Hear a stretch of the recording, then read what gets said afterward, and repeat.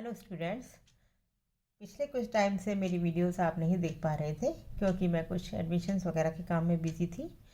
तो last video में मैंने आपको सेकंड यूनिट का लास्ट टॉपिक स्टॉक्स कर्ल प्रमेय पढ़ाया था और उस वक्त मैंने आपसे कहा था कि मैं आपको आगे कुछ दोनों यूनिट्स की मिला के फर्स्ट एंड सेकेंड की मिला के आइडेंटिटीज़ कराऊँगी। तो अब हम सेकेंड यूनिट को कंप्लीट करने के बाद फर्स्ट एंड सेकेंड यूनिट को दोबारा एक बार रिवाइज करते हैं मोटे तौर पर और एक बार समराइज भी करते हैं। तो आपने फर्स्ट और सेकेंड यूनिट में पहले प्रवणता पढ़ी, फिर डाइवर्जेंस पढ़ा और फिर कर्ल पढ़ा। तो अब मैं एक एक करके आपको थोड़ा सा इनके बारे में दोबारा आइडिया दे देती हूँ। तो सबसे पहले हमने पढ़ा था प्रवणता, या इसको इंग्लिश में कहते हैं ग्रेडियंट, और हमने आपको बताया था कि ग्रेडियंट हमेशा एक अदिश राशि के लिए ली जाती थी। ग्रेडियंट ली जाती थी एक अदिश राशि की, और किसी अदिश इसको व्यक्त करते थे हम फाई से। और इस अदिश राशि की ग्रेडियंस, या हम कहें प्रवणता फाई या ग्रेडियंट फाई, इसको हम गणितीय रूप से लिखते थे डेल फाई से, जहाँ की डेल ऑपरेटर है संकारक और इसका मान होता है iota del upon del x, j del upon del y plus k del upon del z. तो ये जब किसी अदिश राशि की प्रवणता ज्ञात करते हैं तो गणितीय रूप से वो डेल ऑपरेटर से गुणा हो जाती है।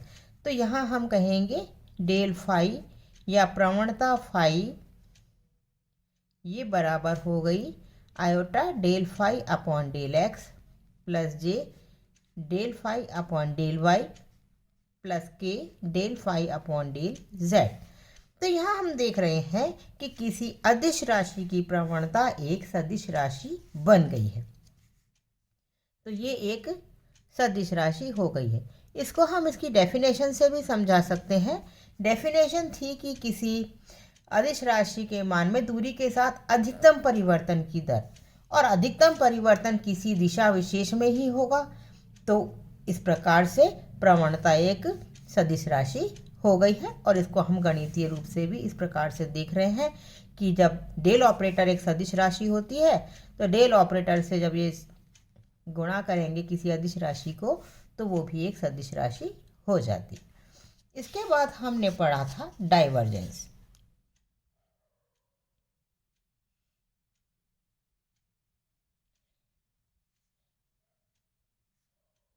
डाइवर्जेंस और डाइवर्जेंस हमने देखा था कि डाइवर्जेंस हमेशा एक सदिश राशि का लिया जाता है, और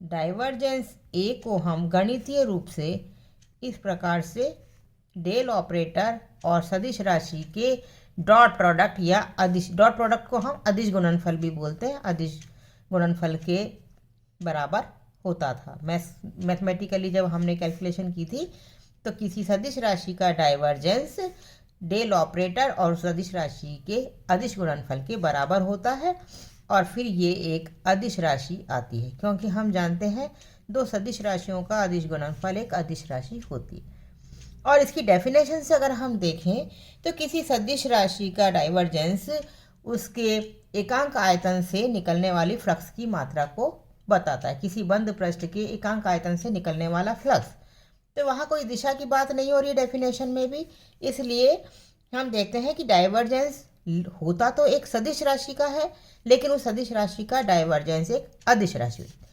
यहाँ उल्टा हो रहा था, अदिश राशि का ग्रेडियंट सदिश हो रहा था, यहाँ सदिश राशि का डाइवर्जेंस अदिश हो रहा है। इसके बाद हमने पढ़ा था कर्ल। कर्ल भी एक सदिश राशि का ही लिया जाता है, और कर्ल को हम किसी सदिश राशि के कर्ल को इस डेल ऑपरेटर और सदिश राशि के सदिश गुणनफल से व्यक्त करते हैं। तो यहाँ हम देखते हैं कि दो सदिश राशियों का सदिश गुणनफल एक सदिश राशि होती है, और यहाँ फिर हमने देखा कि कर्ल का मान क्या होता है, कर्ल ए। कर्ल का मान होता है कि किसी भी मतलब इसमें भी दिशा की बात आती है कि उसका मान किस दिशा में अधिकतम होता है।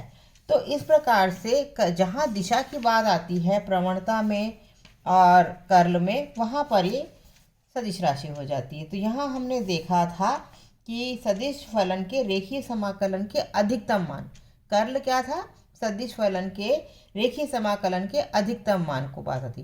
तो वो अधिकतम मान भी किसी दिशा विशेष में ही था, तो डेल क्रॉस ए भी एक सदिश राशि हो गई। तो इस प्रकार से हम देखते हैं कि प्रवणता एक अदिश राशि की होती है जो सदिश राशि बन जाती है, डाइवर्जेंस एक सदिश राशि का होता है जो अदिश हो जाता है, और कर्ल एक सदिश राशि का होता है और कर्ल भी सदिश ही होता है।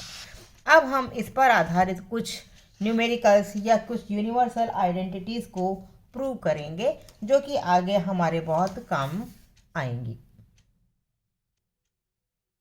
पहली आइडेंटिटी की हम बात करें तो पहली आइडेंटिटी कहती है कि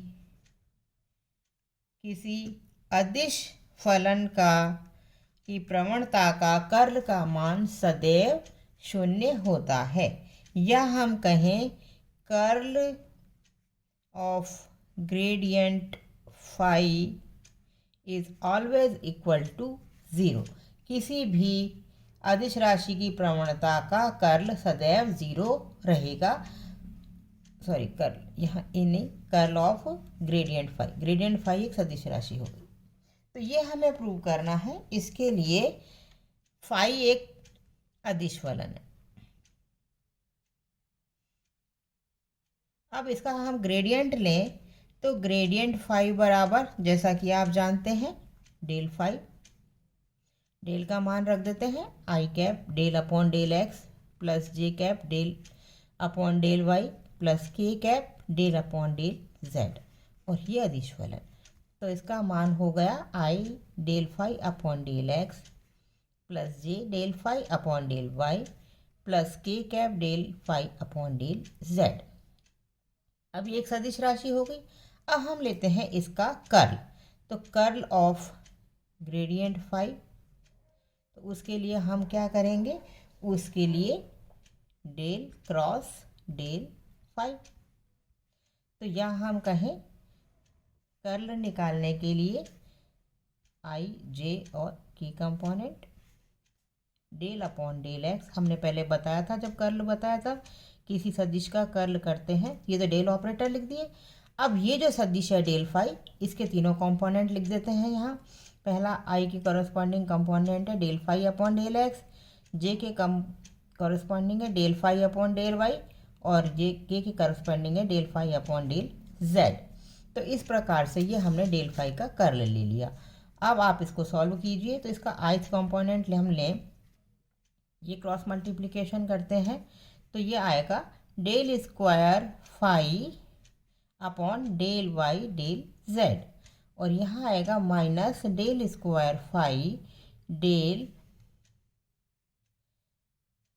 ये सॉरी यहाँ जेड है, del z del y plus j cap, इसका करेंगे तो del square phi del z del x minus del square phi del x del z, और तीसरा कंपोनेंट के वाला आएगा इसमें del square phi del x del y minus del square phi del y del x.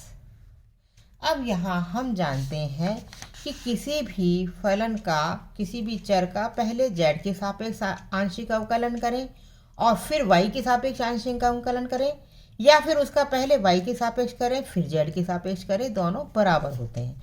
चूँकि del square phi upon del y del z is equal to del square phi upon del z del y, और इसी प्रकार से del square phi upon del z del x is equal to del square phi upon del x del z, and del square phi upon del x del y is equal to del square phi upon del y del x.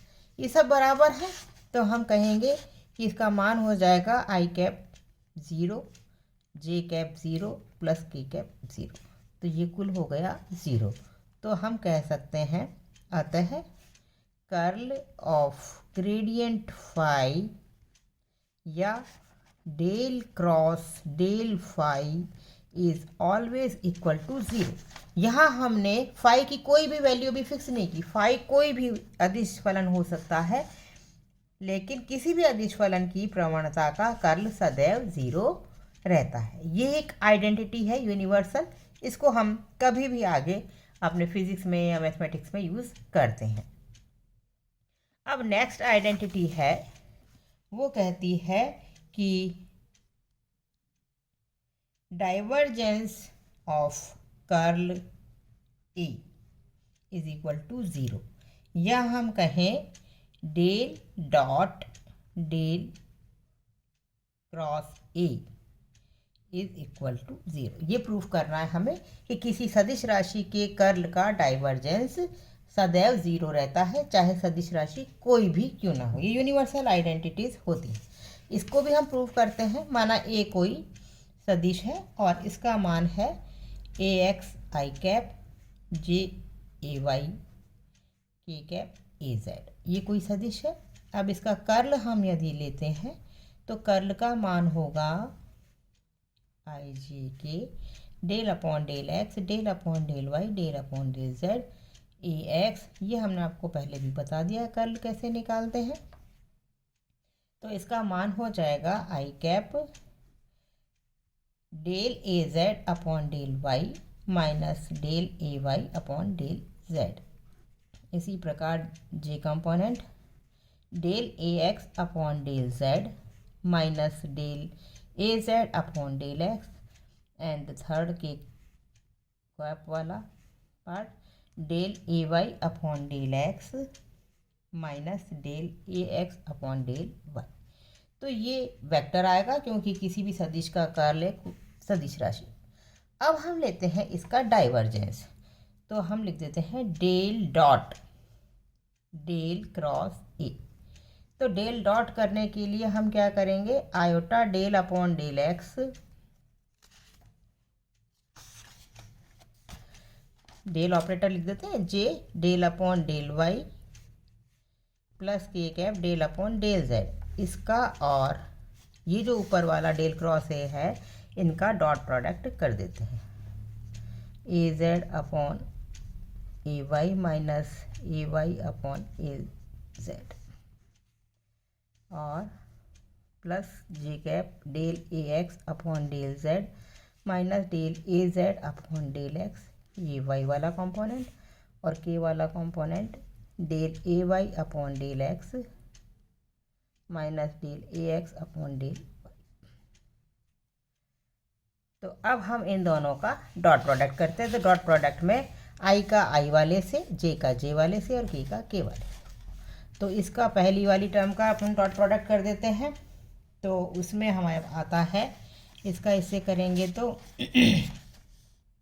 Del square a z upon del x del y minus del square a y upon del x del z.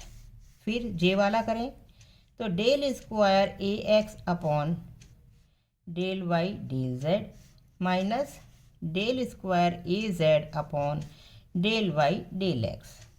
और फिर तीसरा k वाली term को तो del square a y upon del x minus del square A x upon del z del y. ठीक है। अब आप इन 6 टर्म में देखिए, अब यह है del square a z upon del x del y, और ये भी है del square a z upon del y del x, और इंटरचेंज करने से कोई फ़र्क नहीं पड़ रहा। हमने पहले देखा था कि ये इक्वल होते हैं, तो ये दोनों कैंसिल हो जाएंगे। इसी प्रकार del square a y upon del x del z और del square a y upon यहाँ पर डेल जेड, ये दोनों भी बराबर हैं, ये कैंसिल हो जाएंगे। And similarly del square A x upon del y del z and del square A x upon del z del y equal and opposite होकर ये 0 हो जाएंगे। तो ये टोटल टर्म हो गई 0।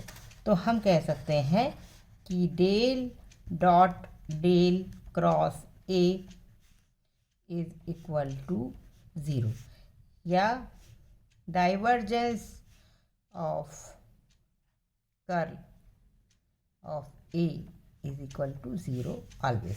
तो ये जो हमेशा यूनिवर्सल जो ट्रुथ होते हैं, यूनिवर्सली जो वैलिड रहती हैं, चाहे यहाँ फंक्शन की वैल्यू कोई भी हो, ये कहलाती हैं आइडेंटिटीज़ या सर्वसमीका। तो ये दो हमने आपको बताई कि किसी अदिश राशि के प्रवणता का कर्ल 0 होता है और किसी सदिश के कर्ल का डाइवर्जेंस 0 होता है। इसी प्रकार हम आगे और भी आपकी बुक्स में बहुत सारे सॉल्व्ड एग्जाम्पल्स, अगर आप अनसॉल्व्ड नहीं भी करना चाहें तो कम से कम आपकी बुक में जो भी सॉल्व्ड आइडेंटिटीज़ हैं उनको ज़रूर से अपने हाथ से सॉल्व करना, खाली पढ़कर मत देखना, अपने हाथ से सॉल्व करना, क्योंकि एग्ज़ाम्स में इनके आने की संभावना पूरी होती है। और ये बहुत छोटी छोटी होती हैं, इसमें कोई थ्योरी नहीं होती, मैथमेटिकल टर्म्स होती हैं 5-6 लाइन की, और इसकी स्कोरिंग भी बहुत अच्छी होती है।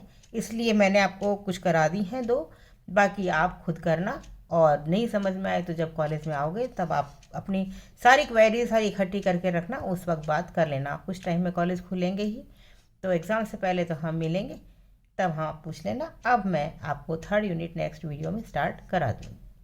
Thank you.